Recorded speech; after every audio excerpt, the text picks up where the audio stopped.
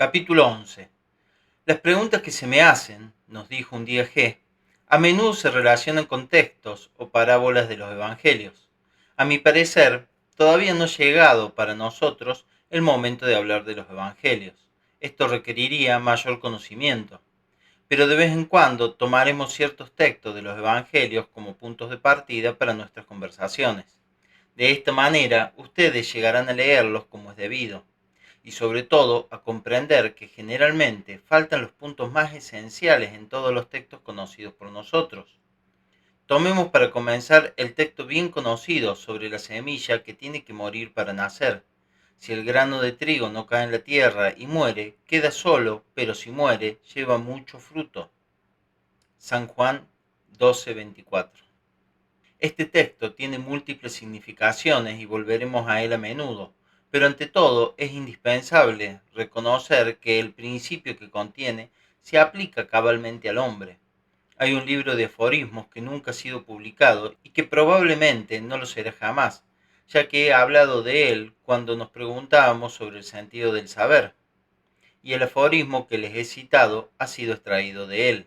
Con referencia a lo que estamos hablando ahora, este libro decía: el hombre puede nacer, pero para nacer primero debe morir, y para morir primero debe despertar.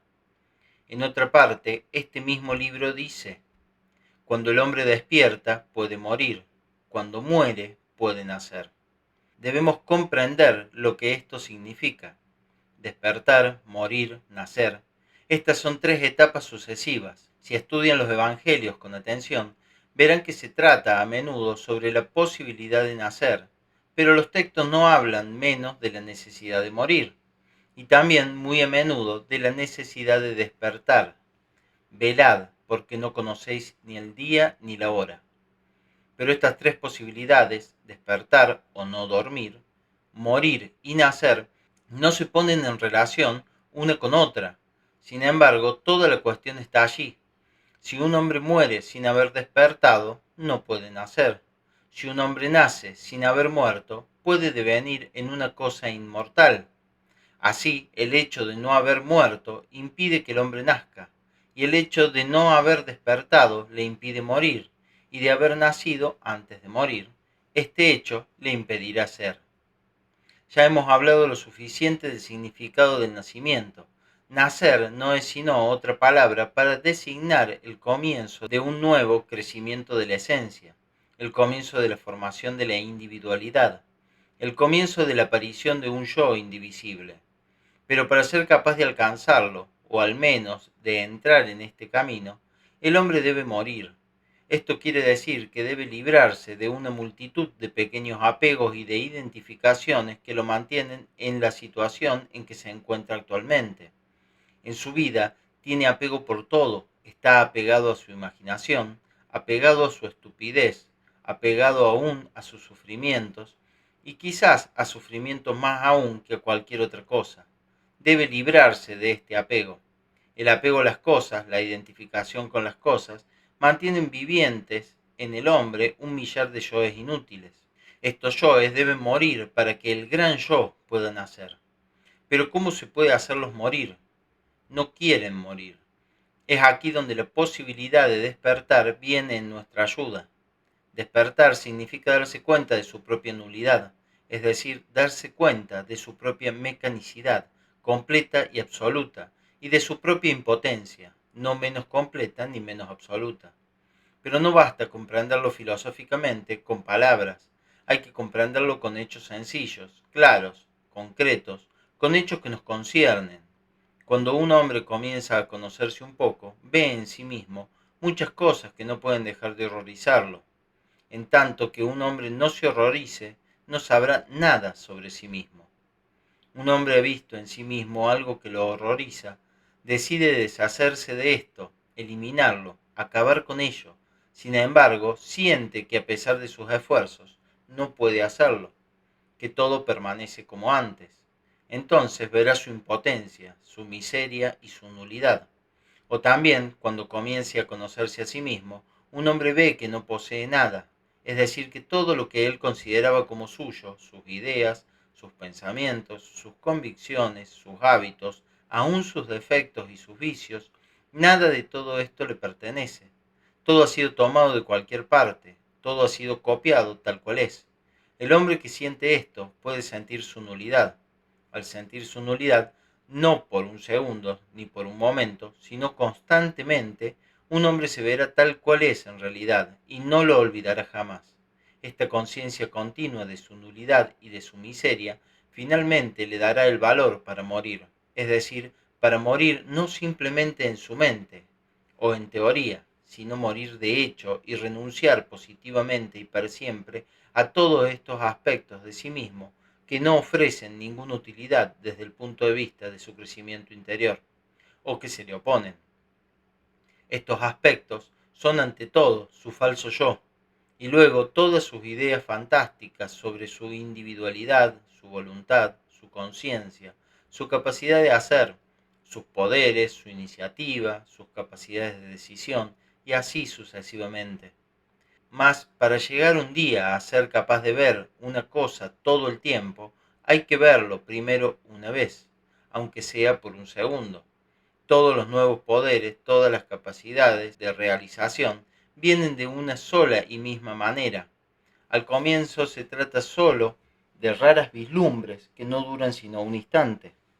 Luego, estas pueden reproducirse más a menudo y durar cada vez más tiempo, hasta que al fin, después de un larguísimo trabajo, se vuelven permanentes. La misma ley se aplica al despertar. Es imposible despertar completamente de un solo golpe. Hay que comenzar primero por despertar durante muy breves instantes, pero hay que morir de golpe y para siempre. Después de haber hecho un cierto esfuerzo, después de haber triunfado sobre un cierto obstáculo, después de haber tomado una cierta decisión de la cual no se puede retroceder. Esto sería difícil y aún imposible si no se hubiera hecho anteriormente un despertar lento y gradual. Pero hay miles de cosas que impiden que el hombre despierte y que lo mantienen en poder de sus sueños. Para actuar conscientemente con la intención de despertar, hay que conocer la naturaleza de las fuerzas que retienen al hombre en el sueño. Ante todo, hay que comprender que el sueño en el cual existe el hombre no es un sueño normal, sino hipnótico. El hombre está hipnotizado y este estado hipnótico está mantenido y reforzado continuamente en él. Todo pasa como si hubiera ciertas fuerzas para las cuales sería útil y beneficioso el mantener al hombre en un estado hipnótico, con el fin de impedirle que vea la verdad y que se dé cuenta de su situación. Cierto cuento oriental habla de un mago muy rico que tenía numerosos rebaños de ovejas. Este mago era muy avaro, no quería contratar pastores y no quería cercar los prados donde pasían sus ovejas. Las ovejas se extraviaban en el bosque, se caían en los barrancos, se perdían y sobre todo se fugaban cuando se aproximaba el mago, porque sabía que él quería su carne y su piel, y a las ovejas esto no les agradaba. Por fin, el mago encontró el remedio, hipnotizó a las ovejas y les sugirió primeramente que eran inmortales y que no les haría ningún daño el ser despellejadas, que al contrario este tratamiento era excelente para ellas y aún agradable. Luego el mago le sugirió que él era un buen pastor que amaba mucho su rebaño, que estaba dispuesto a hacer toda clase de sacrificios por él. En fin, le sugirió que si le llegase a suceder la menor cosa, eso no ocurriría en ningún caso ahora, ese mismo día, y que por consiguiente no tenían que preocuparse. Después el mago les metió en la cabeza que de ninguna manera eran ovejas. Sugirió a algunas que eran leones, otras que eran águilas, y a otras que eran hombres o que eran magos. Hecho esto, sus ovejas no le causaron más molestias ni preocupación, no se escapaban más, esperando por el contrario con serenidad el instante en el que Mago las esquilara o las degollara. Este cuento ilustra perfectamente la situación del hombre. En la literatura llamada oculta, ustedes probablemente han encontrado las expresiones Kundalini, o el fuego de Kundalini, o la serpiente de Kundalini. Estos términos se emplean a menudo para señalar un poder extraño, latente en el hombre, que puede ser despertado. Pero ninguna de las teorías conocidas da la verdadera explicación de la fuerza de Kundalini. Esta fuerza se atribuye a veces al sexo, a la energía sexual, es decir, se asocia a la idea de que es posible emplear la energía del sexo para otros fines. Esta última interpretación es completamente errónea, porque Kundalini puede estar en todas las cosas y sobre todo Kundalini no es en ningún caso algo deseable o útil para el desarrollo del hombre. Es muy curioso notar cómo los ocultistas se han valido de una palabra cuya significación han alterado completamente, logrando hacer de esta muy peligrosa fuerza un objeto de esperanza y una promesa de bendición. En realidad, Kundalini es el poder de la imaginación, el poder de la fantasía, que usurpa el lugar de una función real. Cuando un hombre sueña en vez de actuar, cuando sus sueños toman el lugar de la realidad, cuando un hombre se toma a sí mismo por un león, un águila o un mago, es la fuerza de Kundalini que actúa en él. Kundalini puede actuar en todos los centros y con la ayuda de todos los centros puede satisfacerse, ya no en lo real, sino en lo imaginario. Una oveja que se toma a sí misma por un león o por un mago vive bajo el poder de Kundalini. Kundalini es una fuerza que ha sido introducida en los hombres para mantenerlos en su estado actual. Si los hombres pudieran darse cuenta realmente de su situación, si pudieran darse cuenta de todo el horror de esto, serían incapaces de seguir siendo como son, ni siquiera por un segundo. Comenzarían enseguida a buscar una salida y la encontrarían muy rápidamente, porque hay una salida, pero los hombres no la ven, simplemente porque están hipnotizados. Kundalini es la fuerza que los mantiene en un estado de hipnosis. Para el hombre, despertar significa estar deshipnotizado. Allí está la dificultad principal, pero es igualmente allí donde encontramos la garantía de la posibilidad del despertar, porque no hay legitimación orgánica para tal sueño. El hombre puede despertar. Teóricamente lo puede hacer, pero prácticamente es casi imposible, porque tan pronto un hombre abre los ojos, despertando por un momento, todas las fuerzas que lo retienen en el sueño ejercitan de nuevo sobre él una fuerza 10 veces más fuerte e inmediatamente recae en el sueño, muy a menudo soñando que está despierto o que está despertando. En el sueño ordinario, en ciertos casos, un hombre quisiera despertar, pero no puede. Se dice que está despierto, pero en realidad continúa durmiendo. Y esto puede producirse repetidas veces antes de que por fin despierte. En el caso del sueño ordinario, una vez despierto, el hombre se encuentra en un estado diferente. Pero en el caso del sueño hipnótico es otra cosa. No hay signos objetivos, al menos cuando uno comienza a despertar. El hombre no se puede pellizcar para ver si está dormido. Y si un hombre, que Dios lo guarde, ha oído hablar alguna vez de signos objetivos, Kundalini los transforma inmediatamente en imaginación y en sueños. Por no darse cuenta cabalmente de la dificultad de despertar, es imposible comprender la necesidad de un trabajo largo y duro para despertar. Por lo general, ¿qué es necesario para despertar a un hombre dormido? Se necesita un buen choque, pero cuando un hombre está profundamente dormido, un solo choque no es suficiente. Se necesita un largo periodo de choques incesantes. Por lo tanto, tiene que haber alguien para administrar estos choques. He dicho antes que un hombre deseoso de despertar tiene que contratar a un ayudante que se encargue de sacudirlo durante largo tiempo. Pero ¿a quién puede contratar si todo el mundo duerme? Contrata a alguien para que lo despierte, pero éste también cae dormido. ¿De qué le sirve? En cuanto a un hombre realmente capaz de mantenerse despierto, es probable que rehusará perder su tiempo despertando a los demás. Puede tener su propio trabajo, mucho más importante para él. Hay también la posibilidad de despertar por medios mecánicos. Se puede usar un reloj despertador. Pero por desgracia uno se acostumbra demasiado rápidamente a cualquier despertador, simplemente deja de oírlo. Se necesita entonces muchos despertadores con timbres variados. Un hombre debe literalmente rodearse de despertadores que le impiden dormir. Pero aquí nuevamente surgen dificultades. Hay que darles cuerda a los despertadores. Para darles cuerda, uno tiene que acordarse de ellos. A fin de acordarse de ellos, uno tiene que despertar a menudo. Pero lo que es aún peor, un hombre se acostumbra a todos los despertadores y después de cierto tiempo solo le sirven para dormir mejor. Por consiguiente, hay que cambiar los despertadores continuamente y es necesario siempre inventar nuevos. En el curso del tiempo, Esto puede ayudar al hombre a despertar, pero hay muy poca probabilidad de que un hombre haga todo este trabajo de dar cuerda, inventar y cambiar despertadores, todo por sí mismo, sin ayuda de afuera. Lo más probable es que habiendo comenzado este trabajo no tardará en dormirse, y dormido soñará que inventa despertadores, que les da cuerda y que los cambia. Como ya lo he dicho, con esto solo dormirá mejor. Por consiguiente, para despertar se necesita toda una combinación de esfuerzos. Es indispensable que haya alguien para despertar al durmiente. Es indispensable que haya alguien para vigilar al que lo despierta.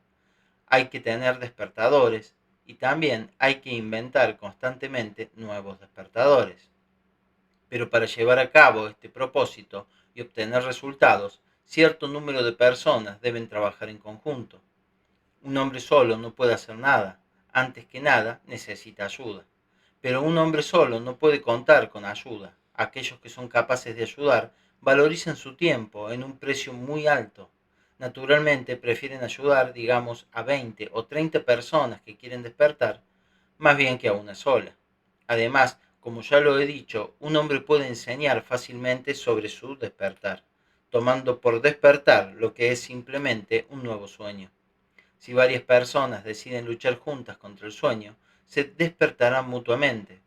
Sucede muy a menudo que 20 de ellos duermen, pero la 21ª se despertará y despertará a las demás.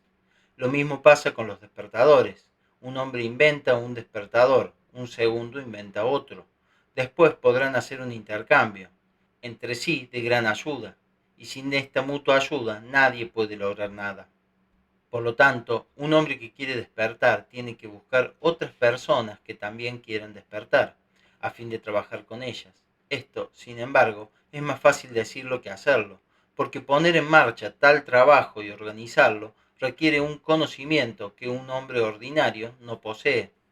El trabajo tiene que ser organizado y tiene que tener un jefe. Sin estas dos condiciones, el trabajo no puede producir los resultados esperados y todos los esfuerzos serán en vano. Los hombres pueden torturarse, pero estas torturas no los harán despertar. Parece que para algunas personas nada es más difícil de comprender. Por sí mismas y por su propia iniciativa, pueden ser capaces de grandes esfuerzos y de grandes sacrificios, pero como sus primeros esfuerzos y sus primeros sacrificios deben consistir en obedecer a otro, nada en el mundo los inducirá jamás a hacerlo. Y no quieren admitir que todos sus esfuerzos y todos sus sacrificios, en este caso, no pueden servir de nada. El trabajo tiene que ser organizado y no puede ser organizado sino por un hombre que conoce sus problemas y sus metas, que conoce sus métodos, por un hombre que a su vez ha pasado por un trabajo igualmente organizado. El trabajo comienza generalmente en un grupo pequeño.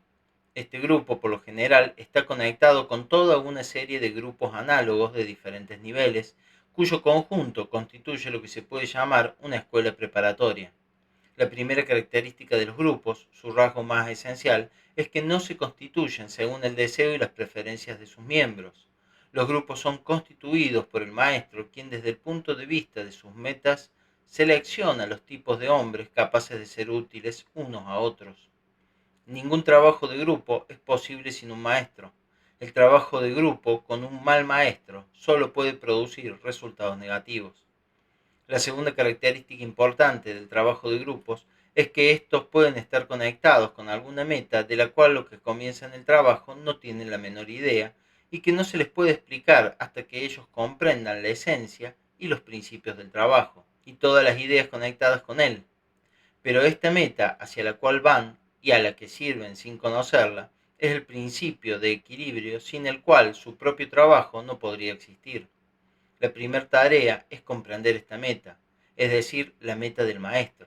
Cuando han comprendido esta meta, aunque al comienzo solo sea parcialmente, su propio trabajo se torna más consciente y por lo tanto pueden dar mejores resultados. Pero como ya lo he dicho, a menudo sucede que la meta del maestro no puede ser explicada al comienzo. Por lo tanto, la primera meta de un hombre que comienza el estudio de sí debe ser incorporarse a un grupo. El estudio de sí solo puede realizarse en grupos debidamente organizados. Un hombre solo no puede verse a sí mismo. pero cierto número de personas asociadas para este fin aportarán una mutua ayuda, aún sin quererlo. Una característica típica de la naturaleza humana es que un hombre siempre ve los defectos de los otros más fácilmente que los suyos. Al mismo tiempo, en la senda del estudio de sí, un hombre aprende que él mismo posee todos los defectos que encuentra en los demás. Pero hay muchas cosas que no ve en sí mismo, mientras que en otros las comienza a ver. Sin embargo, como acabo de decir, ahora sabe que estas características son también suyas. Por lo tanto, los otros miembros del grupo le sirven de espejo en los cuales se ve a sí mismo. Pero por supuesto, a fin de verse a sí mismo en los defectos de sus compañeros y no meramente verle sus fallas, un hombre debe estar en guardia sin tregua y ser muy sincero consigo mismo.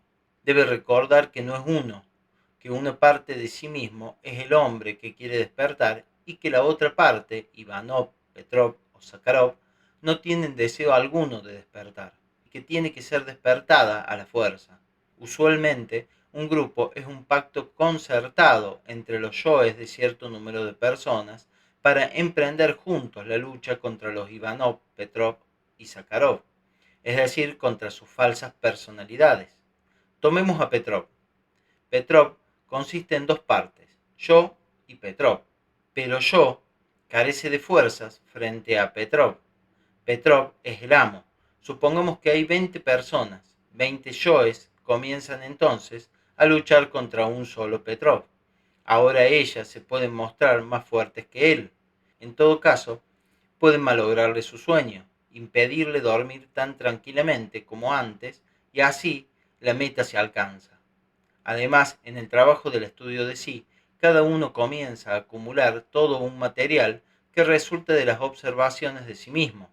20 personas tendrán 20 veces más material y cada una de ellas podrá usar la totalidad de ese material porque el intercambio de las observaciones es uno de los propósitos de la existencia de los grupos.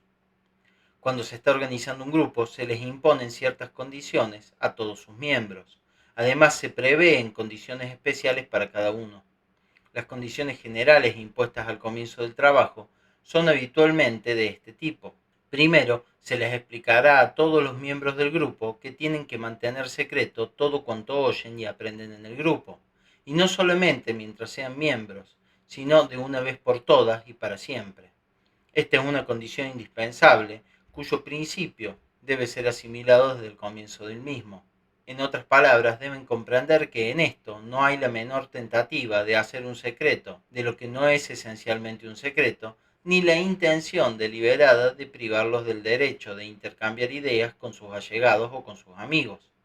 La simple razón de esta condición es el hecho de que son incapaces de transmitir correctamente lo que oyen en los grupos, pero muy pronto, a través de su propia experiencia personal, comienzan a apreciar cuántos esfuerzos, cuánto tiempo y cuántas explicaciones se necesitan para llegar a comprender lo que se dice en los grupos.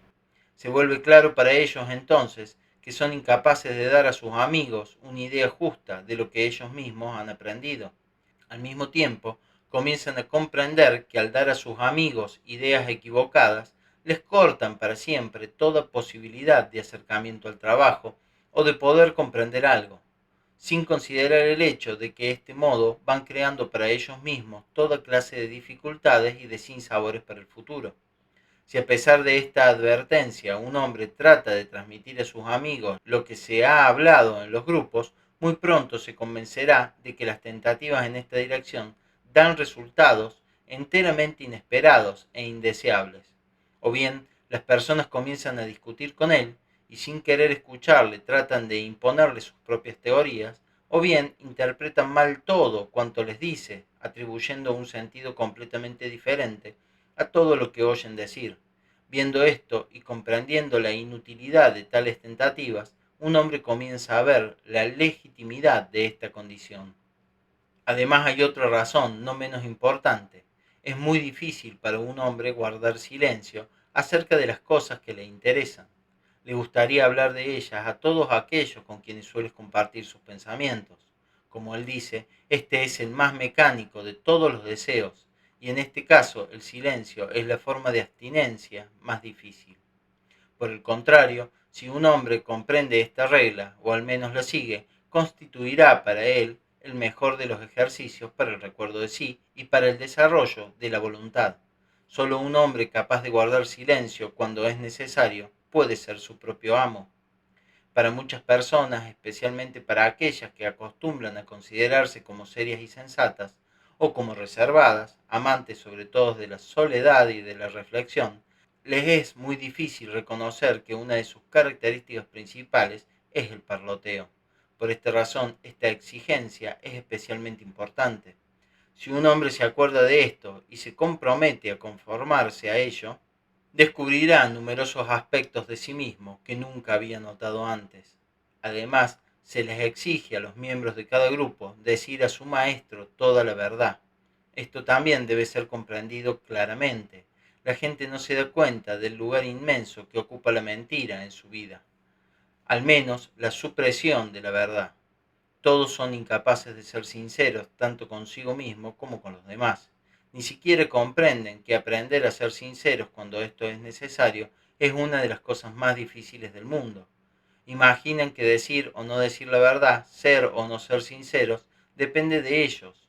Por consiguiente, deben aprender a ser sinceros y aprenderlo ante todo en relación con el maestro de su trabajo. Mentir deliberadamente al maestro o ser insincero con él o simplemente ocultarle algo hace la presencia de estos en el grupo completamente inútil y es aún peor que ser groseros o descorteses con él o en su presencia. Lo que se exige luego de los miembros de un grupo es el recordar la razón por la cual han venido al grupo. Han venido para aprender y para trabajar sobre ellos mismos. Y para aprender y trabajar no de acuerdo a sus propias ideas, sino como se les dice que lo hagan. Por lo tanto, si una vez en el grupo comienzan por sentir desconfianza hacia el maestro y a expresarla, a criticar sus acciones, a demostrar que ellos entienden mejor que él cómo debería ser conducido el grupo, y sobre todo si muestran una falta de respeto, aspereza, impaciencia, tendencia a discutir, todo esto pone fin de inmediato a toda posibilidad de trabajo, porque el trabajo no es posible sino en la medida en que la gente recuerde que ha venido para aprender y no para enseñar. Cuando un hombre comienza a desconfiar de su maestro, el maestro pierde toda utilidad para él y él mismo se vuelve inútil para el maestro. Y en este caso es preferible para él que se marche y busque otro maestro o trate de trabajar solo. Esto no le hará ningún bien, pero en todo caso le hará menos daño que mentir o suprimir la verdad, o resistir y desconfiar del maestro. Además de estas exigencias fundamentales, se presume, por supuesto, que los miembros de cada grupo deben trabajar. Si se contentan con frecuentar el grupo y no trabajan, sino que solo imaginan que están trabajando, o si consideran su mera presencia en el grupo como trabajo, o también, como sucede a menudo, asisten a las reuniones como pasatiempo, considerando el grupo como un lugar para encuentros agradables, entonces su presencia en el grupo se vuelve completamente inútil, y cuanto antes sean despedidos o salgan por su propia decisión, tanto mejor será para ellos y para los otros. Las exigencias fundamentales que han sido enumeradas determinan las reglas obligatorias para todos los miembros de un grupo. En primer lugar, estas reglas ayudan a todo aquel que quiere realmente trabajar en sustraerse de miles de cosas que puedan detenerlo o dañar su trabajo. Y en segundo lugar, le ayudan a recordarse a sí mismo. Sucede muy a menudo al comienzo del trabajo que una u otra regla disgusta a los miembros de un grupo y hasta llegan a preguntar, ¿no podemos trabajar sin reglas? Las reglas les parecen como un constreñimiento inútil impuesto a su libertad o como una formalidad fastidiosa, y el hacerles recordar sin cesar estas reglas lo toman como una muestra de animosidad o descontento de parte del maestro. En realidad las reglas constituyen la primera y principal ayuda que reciben del trabajo. Es evidente que las reglas no tienen por objeto el entretenerlos, darles satisfacción, ni hacerles las cosas más fáciles. Las reglas persiguen un objetivo definido, el hacerlos comportarse como se comportarían si fuesen, es decir, si se recordasen a sí mismos y comprendiesen cómo deberían conducirse con la gente en el trabajo y con el maestro. Si pudiesen recordarse a sí mismos y comprenderlo, ninguna regla sería ya necesaria. pero al comienzo del trabajo no son capaces de recordarse a sí mismos y no comprenden nada de todo esto, de modo que estas reglas son indispensables, y las reglas no pueden ser jamás fáciles, placenteras o cómodas. Por el contrario, deben ser difíciles, desagradables e incómodas.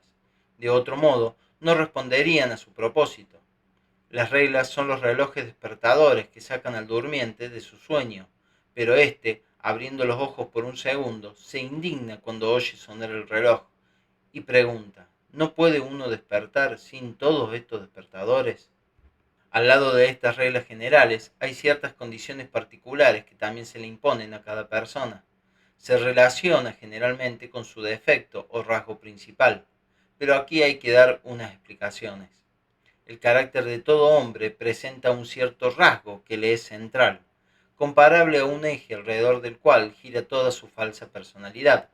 El trabajo personal de todo hombre tiene que consistir esencialmente en la lucha con este defecto principal. Esto explica el por qué no puede haber reglas generales de trabajo y por qué todos los sistemas que intentan establecer tales reglas o no conducen a nada o causan daño. ¿Cómo podría haber reglas generales? Lo que es necesario para uno es dañino para otro. Un hombre habla demasiado, debe aprender a callar. Otro hombre se queda callado cuando debe hablar y debe aprender a hablar. Así es siempre, en todo. Las reglas generales del trabajo de los grupos se refieren a todo el mundo. Las indicaciones personales no conciernen a nadie, sino a quien están destinadas. Nadie puede descubrir por sí solo su rasgo o su defecto más característico. Esto es prácticamente una ley. El maestro tiene que enseñarle al alumno su defecto principal y mostrarle cómo combatirlo. Solo el maestro lo puede hacer. El estudio del defecto principal y la lucha contra este defecto constituyen en alguna forma el sendero individual de cada hombre, pero la meta debe ser la misma para todos. Esta meta es el darse cuenta de su propia nulidad. Un hombre debe ante todo convencerse verdaderamente y con toda sinceridad de su propia impotencia, de su propia nulidad, y es sólo cuando llegue a sentirla constantemente que estará preparado para las próximas y mucho más difíciles etapas del trabajo. Todo lo que ha sido dicho hasta ahora se refiere a grupos reales conectados con un trabajo real, y este trabajo a su vez se conecta con lo que hemos llamado el cuarto camino. Pero hay muchos pseudo caminos, pseudo grupos y pseudo trabajos que son solo imitaciones exteriores. No se trata ni siquiera de magia negra.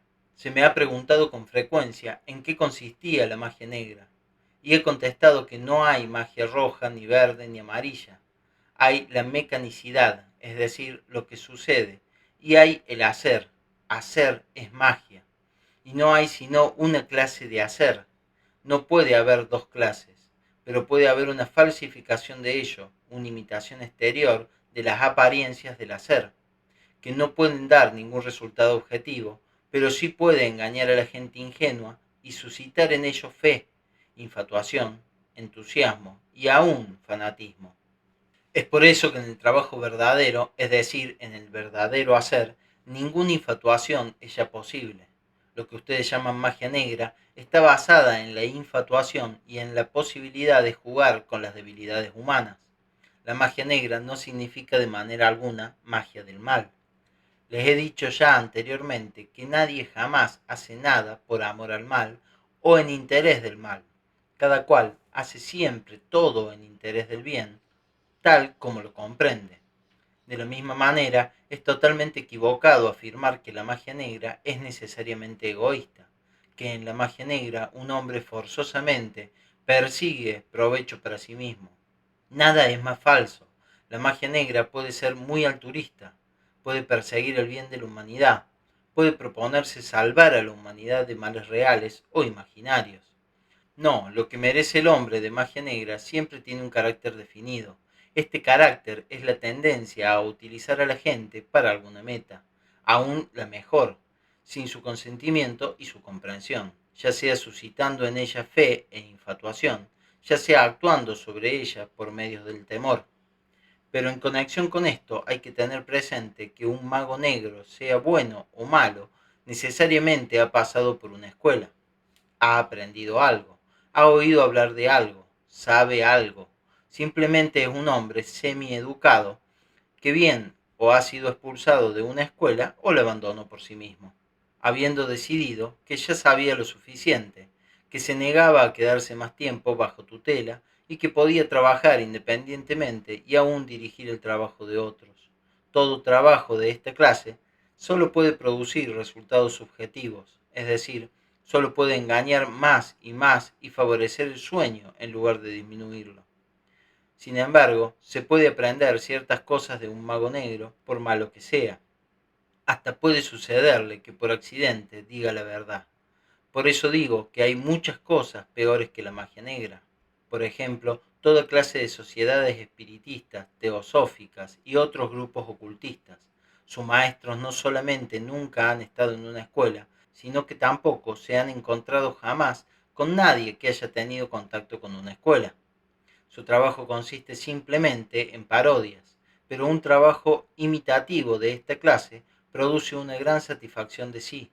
Un hombre se toma como maestro, otros se toman como sus discípulos, y todo el mundo está contento.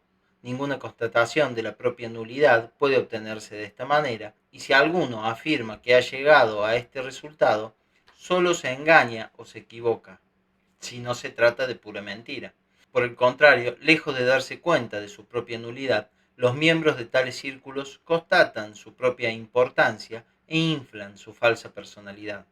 Al comienzo no hay nada más difícil que el verificar si el trabajo es justo o falso, si las indicaciones recibidas son válidas o erróneas. Con respecto a esto, la parte teórica del trabajo puede ser útil porque permite que un hombre pueda formarse un juicio de ellos más fácilmente. Sabe lo que conoce o lo que ignora, sabe lo que se puede aprender por medios ordinarios y lo que no se puede aprender. Y si aprende algo nuevo o algo que no pueda ser aprendido de una manera ordinaria, de los libros o siguiendo un curso, esto hasta cierto punto es una garantía de que el otro lado, el lado práctico, puede también ser justo. Pero esto, naturalmente, está muy lejos de ser una garantía suficiente porque aquí también los errores son posibles. Todas las sociedades, todos los círculos ocultistas o espiritistas afirman que poseen una nueva enseñanza y hay gente que los cree. En estos grupos correctamente organizados no se requiere ninguna fe, se exige solo un poco de confianza y aun esto no por largo tiempo, porque cuanto más rápido un hombre comienza a probar la verdad de lo que oye, tanto mejor será para él. La lucha contra el falso yo, contra el rasgo o el defecto principal, es la parte más importante del trabajo, pero esta lucha debe traducirse en hechos, no en palabras. Con este fin, el maestro da a cada uno tareas definidas que para ser llevadas a cabo exigen la conquista del rasgo principal. Cuando un hombre se encarga de cumplir con una de estas tareas, él lucha consigo mismo y trabaja sobre sí mismo. Si evita las tareas, si esquiva su realización, esto significa ya sea que no quiere trabajar o que no puede. Por regla general, el maestro da al comienzo solo tareas muy fáciles que no se pueden aún llamar tareas, y no habla de ellas sino con palabras encubiertas. Más bien que darlas, las sugiere. Si ve que se le comprende y que las tareas se realizan, pasa luego a tareas más difíciles. Estas nuevas tareas, aunque son solo subjetivamente difíciles, se llaman barreras. Una barrera seria tiene la particularidad que el hombre que llega a franquearla no puede jamás regresar a su vida ordinaria, a su sueño ordinario, y después de haber pasado la primera barrera, tiene miedo de las siguientes. Si no va para adelante, por así decirlo, se detiene entre dos barreras y ya no puede ni avanzar ni retroceder. Nada peor puede sucederle a un hombre. Por eso el maestro es siempre muy prudente en la elección de las tareas y de las barreras. En otras palabras, no se arriesga a dar tareas definidas que exigen la conquista de barreras interiores, sino a aquellos que ya han sido probados en pequeñas barreras. A menudo sucede que las personas detenidas por alguna barrera, usualmente la más pequeña y la más simple, se levantan contra el trabajo, contra el maestro, contra los otros miembros del grupo y lo acusan precisamente de lo que les acaban de revelar sobre sí mismos. Algunas veces se arrepienten después y se culpan a sí mismos. luego vuelven la culpa a los demás, después de lo cual se arrepienten otra vez y así sucesivamente. No hay nada que pueda mostrar mejor lo que es un hombre que su actitud hacia el trabajo y hacia el maestro después de haberlos abandonado. A veces se organizan este tipo de pruebas intencionalmente. Se pone a prueba a un hombre en tal situación que esté obligado a irse, lo que es perfectamente legítimo, puesto que tiene un agravio real, ya sea contra el maestro mismo o contra alguna otra persona. Después se continúa observando para ver cómo se comporta. Un hombre decente se comporta decentemente, aun si se cree víctima de un error o de una injusticia. Por el contrario, en tales circunstancias muchas personas muestran un lado de su naturaleza que sin esto habría permanecido siempre oculto. Esto es un medio a veces indispensable para hacer resaltar la naturaleza de un hombre. Mientras usted es bueno con un hombre, él es bueno con usted.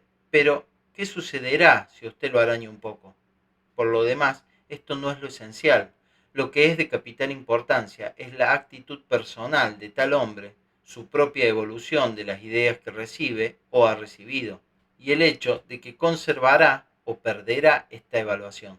Un hombre puede imaginar durante mucho tiempo y sinceramente que quiere trabajar y aún hacer grandes esfuerzos, y luego puede arrojar todo por la borda y erguirse definitivamente contra el trabajo. Entonces se justifica, inventa diversos contrasentidos, falsifica deliberadamente el sentido de todo lo que ha oído y así sucesivamente. ¿Qué le puede suceder como castigo?, preguntó uno de los oyentes. Nada, ¿qué podría suceder?, le respondió G. Él es su propio castigo. ¿Y qué castigo puede ser peor? Es imposible dar una descripción completa de la manera de conducir el trabajo de un grupo. Todo tiene que ser vivido. Solo puedo aludir a las cosas cuyo sentido verdadero será revelado solamente a los que van a trabajar, que van a aprender por experiencia lo que significan las barreras y qué dificultades presentan. De una manera completamente general, se puede decir que la conquista de la mentira es la barrera más difícil. El hombre miente tanto y tan constantemente a sí mismo y a los demás que deja de notarlo. Sin embargo, la mentira tiene que ser conquistada, vencida, y el primer esfuerzo del alumno es vencer la mentira frente a su maestro. Tiene que decidir decirle solo la verdad o dejar todo trabajo. Deben ustedes comprender que el maestro toma a su cargo una tarea muy difícil, la limpieza y la reparación de máquinas humanas. Naturalmente no acepta sino máquinas que les es posible reparar. Si una pieza esencial está rota o es incapaz de cumplir su función en la máquina, entonces rehúsa ocuparse de ella. Sin embargo, ciertas máquinas que aún podrían repararse se vuelven casos sin esperanza desde el momento en que empiezan a decir mentiras. Una mentira al maestro, aún insignificante, una disimulación cualquiera, tal como la de un alumno que no le dice al maestro lo que alguien le ha pedido que mantenga en secreto o lo que él mismo ha dicho a otro, pone fin inmediatamente a su trabajo, sobre todo si es que realmente ha hecho esfuerzos anteriores. Aquí hay algo que jamás deben olvidar: cada esfuerzo del alumno le trae un aumento de exigencias. Mientras no haya hecho esfuerzos serios, no se le puede exigir prácticamente nada, pero a medida que sus esfuerzos aumentan, aumenta también el peso de las exigencias. Cuanto más esfuerzo hace un hombre, tanto más se les exige. Cuando está en esta etapa, los alumnos cometen muy a menudo el error que comete todo el mundo.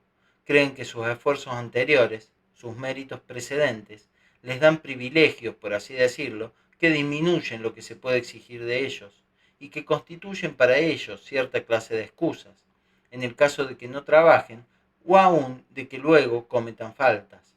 Esto es naturalmente el más profundo error.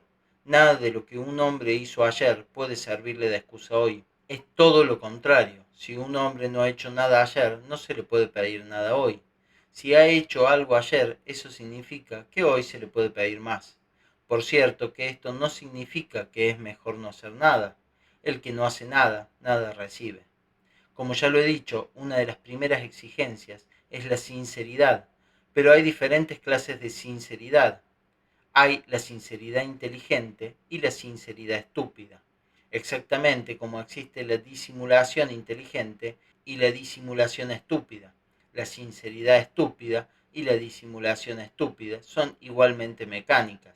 Pero si un hombre desea aprender a ser inteligentemente sincero, debe ser sincero ante todo con su maestro y con sus mayores en el trabajo. Esto será sinceridad inteligente. Sin embargo, es importante notar que la sinceridad no se debe convertir en falta de consideración. La falta de consideración con respecto al maestro o a quienes en cierta medida lo reemplazan destruye toda posibilidad de trabajo. Si un hombre quiere aprender a disimular inteligentemente, debe disimular acerca del trabajo y aprender a callar cuando debe callarse, es decir, cuando se encuentra con gente que está fuera del trabajo y que no es capaz ni de comprenderlo ni de apreciarlo. Pero la sinceridad en el grupo es una exigencia absoluta. En efecto, si un hombre continúa mintiendo en el grupo de la misma manera en que se miente a sí mismo o a los otros en la vida, jamás aprenderá a distinguir la diferencia entre la verdad y la mentira. La segunda barrera es muy a menudo la conquista del miedo. Un hombre ordinario tiene muchos miedos inútiles e imaginarios, mentiras y miedos. Esa es la atmósfera en que vive. La conquista del miedo no es menos individual que la conquista de la mentira. Todo hombre tiene sus miedos particulares, miedos que no le pertenecen sino a él. Tiene que descubrirlos y luego destruirlos. Los miedos de los que hablo están conectados habitualmente con las mentiras en medio de las cuales vive el hombre.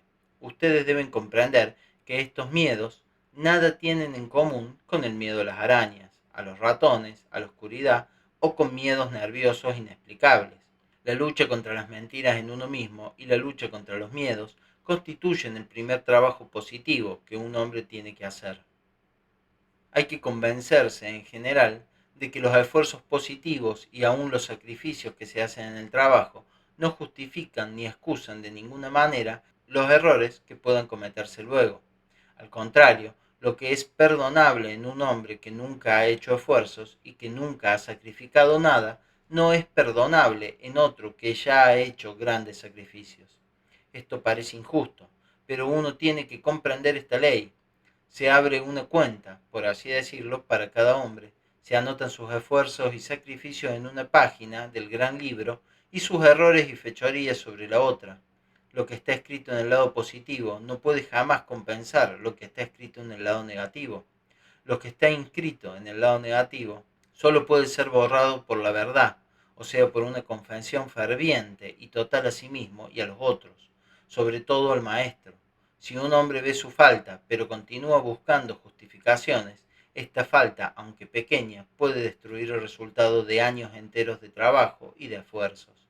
Por lo tanto, en el trabajo es a menudo preferible admitir la propia culpa, aun cuando uno no sea culpable. Pero esto otra vez es un asunto delicado. Hay que evitar cualquier exageración. De otro modo, el resultado será nuevamente la mentira, y la mentira infundida por el miedo. En otra ocasión, al hablar de los grupos, G dijo, no vayan a pensar que podemos comenzar por formar un grupo enseguida. Es algo muy grande. Un grupo se organiza para un trabajo bien concertado, para una meta bien definida. Sería necesario que yo pudiera tener confianza en ustedes para este trabajo y que ustedes pudieran tener confianza en mí y confianza los unos en los otros. Esto sería entonces un grupo. Mientras no haya un trabajo general, no puede ser sino cuestión de un grupo preparatorio. Tenemos que prepararnos para que algún día pueda haber un grupo verdadero. Solo es posible prepararnos para esto tratando de imitar a un grupo tal como este debería ser, imitando interiormente, por supuesto, y no exteriormente. ¿Qué es necesario para esto? Ante todo, hay que comprender que en un grupo todos son responsables uno por los otros. El error de uno se considera como el error de todos. Esto es una ley y está bien fundamentada, porque como se verá más tarde, lo que es adquirido por uno solo, lo adquieren todos al mismo tiempo. La regla de la responsabilidad común siempre debe estar presente en la mente. Tiene también otro aspecto. Los miembros de un grupo no solo son responsables de los errores de los demás, sino también de sus fracasos. El éxito de uno de ellos es el éxito de todos, y el fracaso de uno de ellos es el fracaso de todos. Un error grave cometido por uno de ellos, como por ejemplo la violación de una regla fundamental, ocasiona inevitablemente la disolución del grupo entero. Un grupo debe funcionar como una máquina, pero las piezas de la máquina deben conocerse y ayudarse mutuamente. En un grupo no puede haber intereses personales que se opongan a los intereses de los demás o a los intereses del trabajo. No puede haber simpatías o antipatías personales que obstaculicen el trabajo. Todos los miembros de un grupo son amigos y hermanos, pero si uno de ellos se va, y especialmente si es despedido por el maestro, cesa de ser un amigo y un hermano, y de inmediato se convierte en un extraño, como un miembro que es amputado. Esta ley puede a menudo parecer muy dura, y sin embargo es indispensable. Supongamos que dos amigos íntimos entren juntos en un grupo. Luego uno de ellos se marcha. A partir de entonces, el otro no tiene más el derecho de hablarle sobre el trabajo del grupo. El que ha partido siente este silencio como una ofensa incomprensible y se pelean. A fin de evitar esto, cuando se tratan de relaciones como marido y mujer, madre e hija, etc., los consideramos como uno, o sea que marido y mujer se encuentran como un solo miembro del grupo.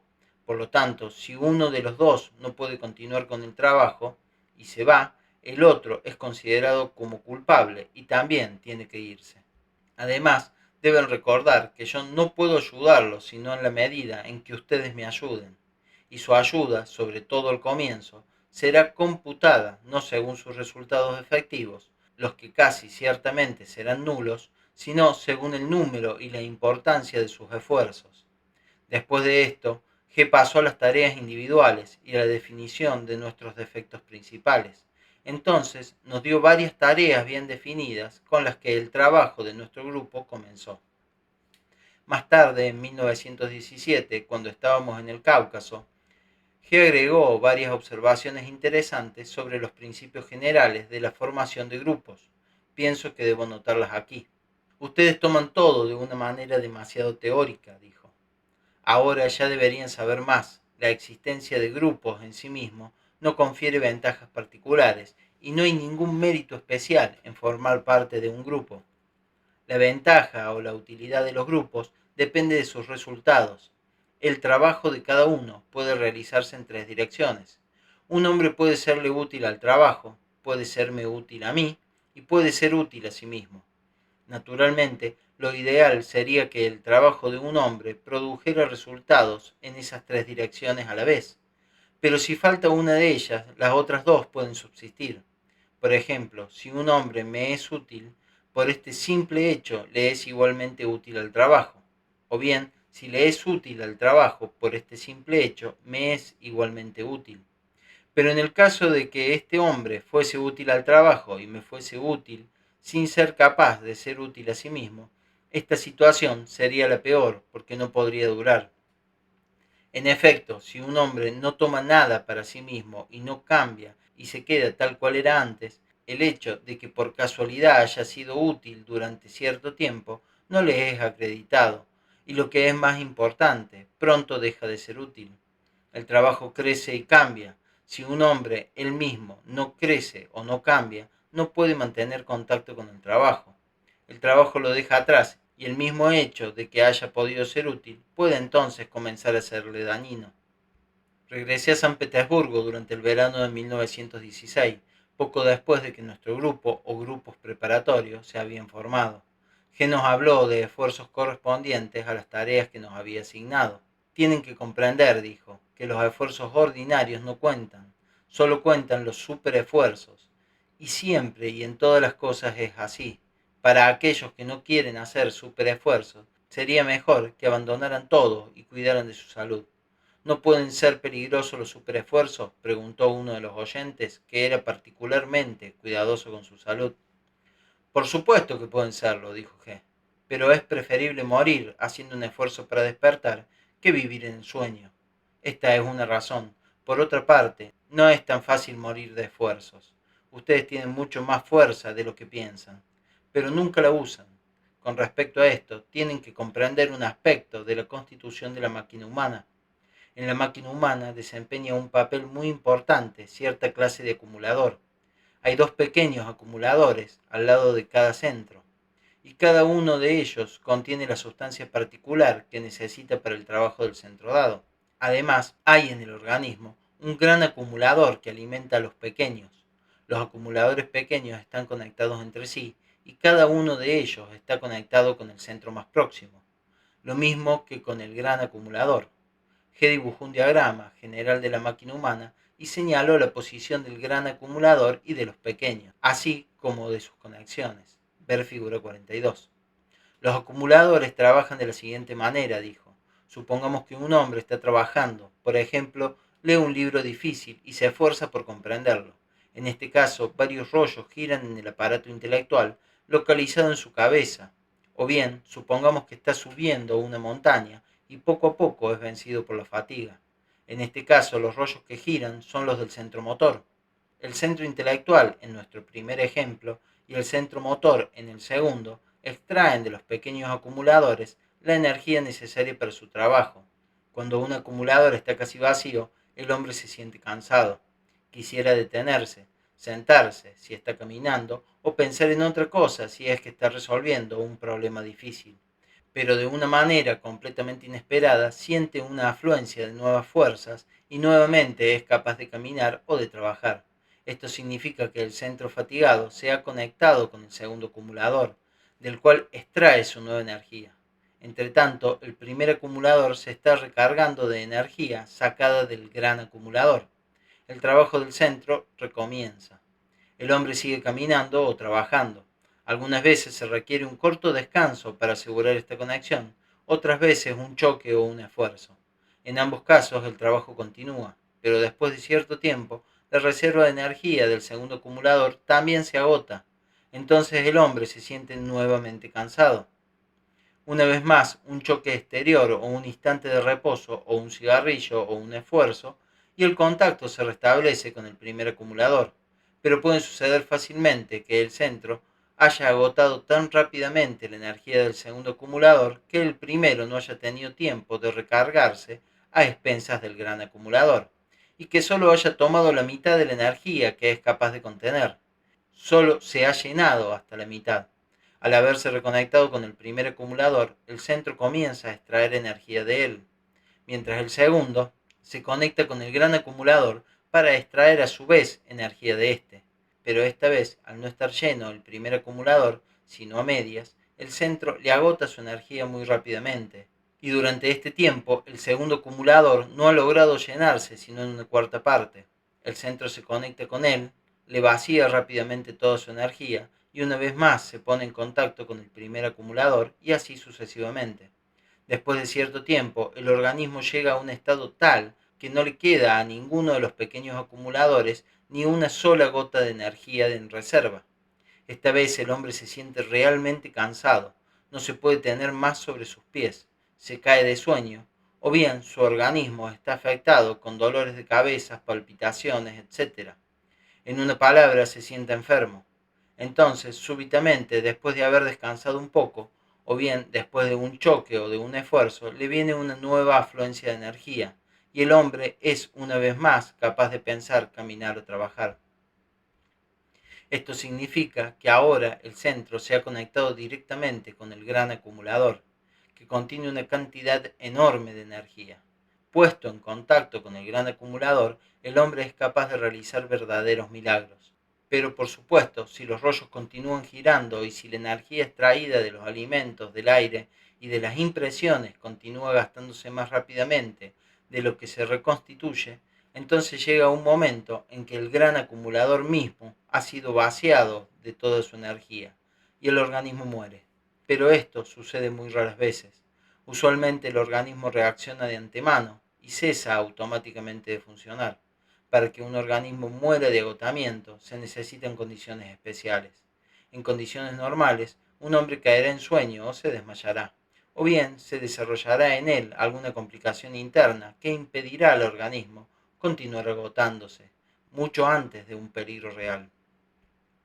Por consiguiente, no hay razón para asustarse de los superesfuerzos. El peligro de morir de superesfuerzos prácticamente no existe. Es mucho más fácil morir de inanición, de pereza o de miedo de hacer esfuerzos. Nuestra meta tendrá que ser entonces el aprender a establecer conexiones entre tal o cual centro y el gran acumulador. Mientras no seamos capaces de hacer esto, fracasaremos en todas nuestras empresas, puesto que caeremos dormidos antes de que nuestros esfuerzos puedan dar el menor resultado. Los pequeños acumuladores bastan para el trabajo ordinario, cotidiano de la vida, pero para el trabajo sobre sí, para el crecimiento interior y para los esfuerzos que son exigidos de cada hombre que emprende el camino, la energía de estos pequeños acumuladores no es suficiente. Debemos aprender a extraer la energía directamente del gran acumulador. Esto no es posible, sin embargo, sino con la ayuda del centro emocional. Es esencial comprender esto. El contacto con el gran acumulador no puede hacerse sino a través del centro emocional. Los centros instintivos, motor e intelectual por sí mismos no pueden alimentarse sino de los pequeños acumuladores. Esto es precisamente lo que la gente no comprende. Por lo tanto, su meta debería ser el desarrollo de la actividad del centro emocional. El centro emocional es un aparato mucho más sutil que el centro intelectual, especialmente si tomamos en consideración que desde todas las partes del centro intelectual, la única que trabaja es el aparato formatorio, al cual muchas le son completamente inaccesibles. Si un hombre quiere saber y comprender más de lo que sabe y comprender hoy día, debe recordar que este nuevo saber y esta nueva comprensión le vendrán a través del centro emocional y no a través del centro intelectual. En todo lo que había dicho sobre los acumuladores, G dijo algo muy interesante respecto al bostezo y la risa. En nuestro organismo, dijo, hay dos funciones que siguen siendo incomprensibles e inexplicables desde el punto de vista científico, aunque naturalmente la ciencia no admite su incapacidad de explicarlas. Estas son el bostezo y la risa. Ni el uno ni la otra pueden ser comprendidos o explicadas correctamente si se ignora todo lo de los acumuladores y de su papel en el organismo. Ustedes habrán notado que bostezan cuando están cansados. Esto es especialmente notorio en alpinismo cuando un hombre no acostumbrado a escalar una montaña bosteza casi continuamente. El bostezo tiene por efecto el bombear energía a los pequeños acumuladores. Cuando se vacían demasiado rápidamente, en otros términos, cuando uno de ellos no tiene el tiempo de llenarse mientras el otro se está vaciando, el bostezo se hace casi continuo. En ciertos casos de enfermedades se puede producir un paro cardíaco, por ejemplo, cuando un hombre quiere bostezar pero no puede. En otros casos, al estar desarreglado el funcionamiento del bostezo, un hombre puede bostezar sin interrupción, sin provecho alguno, es decir, sin poder sacar ninguna energía. El estudio y la observación del bostezo, hecho desde este punto de vista, pueden revelar muchas cosas nuevas e interesantes. La risa también está en relación directa con los acumuladores, pero la risa es la función opuesta al bostezo. La risa no nos carga de energía, por el contrario, la expulsa. Nos extrae la energía superflua que se encuentra almacenada en los acumuladores. La risa no existe para todos los centros, solamente para los centros divididos en dos mitades, positiva y negativa. Todavía no he explicado este tema en detalle, lo haré cuando lleguemos a un estudio más detallado de los centros. Por el momento, consideremos solo al centro intelectual. Ciertas impresiones pueden caer sobre las dos mitades del centro a un mismo tiempo y suscitar de golpe un sí y un no bien marcados. Tal simultaneidad de sí y el no provocan en el centro intelectual una especie de convulsión, y puesto que es incapaz de amortizar y de digerir estas dos impresiones opuestas que un solo hecho determinan en él, el centro comienza a derramar hacia afuera, bajo la forma de la risa, la energía que le afluye del acumulador con el cual se encuentra conectado. En otros casos, sucede que el acumulador contiene mucho más energía que la que puede gastar el centro. Entonces toda impresión, aun la más ordinaria, puede ser percibida como doble, puede caer simultáneamente sobre las dos mitades del centro y producir la risa, es decir, una descarga de energía. No les doy aquí, compréndanlo, sino un esbozo. Recuerden solamente que el bostezo y la risa son ambos muy contagiosos. Esto muestra que son esencialmente funciones de los centros instintivo y motor. ¿Por qué la risa es tan agradable?, preguntó alguien. Porque la risa, respondió G, nos libera de una energía superflua que si se queda sin uso podría volverse negativa, es decir, tóxica. Tenemos siempre una fuerte dosis de esta sustancia tóxica. La risa es el antídoto. Pero este antídoto es necesario solo mientras seamos incapaces de emplear toda nuestra energía para un trabajo útil. Se ha dicho que Cristo no rió jamás, y en efecto, no encontrarán en los evangelios la menor alusión al hecho de que Cristo haya reído una sola vez, pero hay diferentes formas de no reír. Algunos nunca ríen porque están completamente sumergidos en sus emociones negativas, su mezquindad, su miedo, su odio, sus sospechas, mientras que otros no ríen porque no pueden tener emociones negativas. Comprendan bien esto, en los centros superiores la risa no puede existir, ya que en los centros superiores no hay división, no hay ni sí ni no.